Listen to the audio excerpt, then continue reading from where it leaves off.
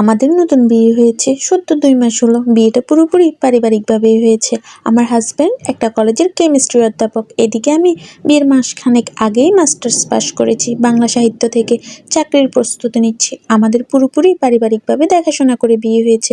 আমার বাবা আর আমার কাকা শ্বশুর একই অফিসে চাকরি করতো, সেই সূত্রে সম্বন্ধ হয়েছে। আমার শ্বশুর সরকারি চাকরি করতেন, যদিও এখন রিটায়ার্ড করেছে, বেশ কয়েক বছর হয়েছে। আমার স্বামীর সাথে বিয়ের আগে আমার খুব একটা মেলামেশার সুযোগ হয়নি তার সাথে। বিয়ের পরেও সখ্যতা তৈরি হতে শুরু করেছে মাত্র।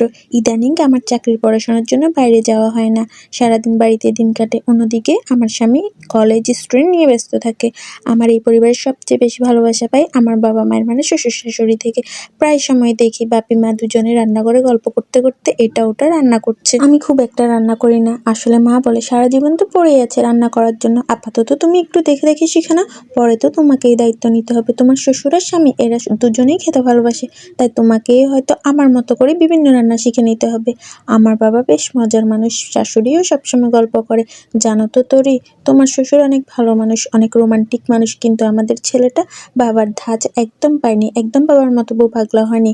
তবে যাই হোক, হাল কিন্তু তোমাকেই ধরতে হবে।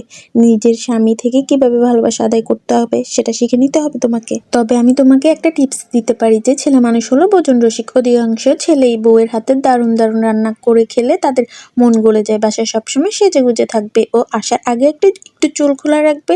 খোলা চুলে মেয়েদের বেশ সুন্দর লাগে। মা যখন আমাকে এই টিপস দিচ্ছে আমি মনে মনে ভাবতেছি সব শাশুড়ি যদি এমন ফ্রেন্ডলি হতো তাহলে তো অনেক ভালোই হতো, কিন্তু এমনটা তো হয় না, তাই না বলুন? আজ বিয়ের পর প্রথম ভ্যালেন্টাইন্স, যদিও এসব নিয়ে শোভনের তেমন চিন্তা নেই। কলেজে যাওয়ার সময় অব্দি সবটা স্বাভাবিক ছিল, সে উইশও করেনি। মনে হয় না এসব ডেটে তার কোনো সাড়া আছে। সন্ধ্যার নাস্তার জন্য চা আর পাকোড়া বেজেছি। আমি আর মা ড্রয়িং রুমে বসে টুকটাক গল্প করতে করতে পাকোড়া আর চা খাচ্ছিলাম। এমন সময় বাবার হাতে দেখলাম অনেকগুলো লাল গোলাপ আর 2টো প্যাকেট। বাইরে থেকে এসে বাবা সবসময় দেখি মাকে খোঁজ করে, আজকেও তেমনটাই করলো। আমিও বাবার জন্য চা তৈরি করতে গিয়ে এসে দেখি বাবা মা গোলাপ হাতে ড্রয়িং রুমে এসে আমাকে 5টা গোলাপ ফুল আর প্যাকেট হাতে দিয়ে বলল, শুভ ভালোবাসা দিবস বৌমা। আমি তো পুরোপুরি থ হয়ে গেলাম। শ্বশুর শাশুড়ি কখনো ভালোবাসা দিবসে ছেলের বউকে গোলাপ আর গিফট দেয়? এমন সময় মা বলল, এখানে শাড়ি আছে, শোভন বাসায় ফেললে নতুন শাড়িটা পরে একটা গোলাপ ফুল তাকে দিবে, যাতে এর পরের বছরগুলো শাড়ি আর গোলাপ সে তোমাকে দিতে পারে, বুঝেছ? আমার চোখে পানি চলে আসলে। এমন সুন্দর সংসারের স্বপ্ন পূরণ হওয়ার সৌভাগ্য আমার জীবনে যে এভাবে পূরণ হবে আমি কল্পনাও করতে পারি না। বিয়ের সম্বন্ধ হওয়ার পর ভেবেছিলাম এত ছোট সংসার, মাত্র 3 জনের পরিবার, আমার সময় কিভাবে যাবে, অথচ যে এত বেশি ভালো থাকবো কল্পনাও ছিল না। আসলে আমরা সম্পর্কগুলোকে যত জটিল করে তুলি, একটু স্যাক্রিফাইস করলে সব সম্পর্ক কিন্তু মধুর হয়ে উঠতে পারে।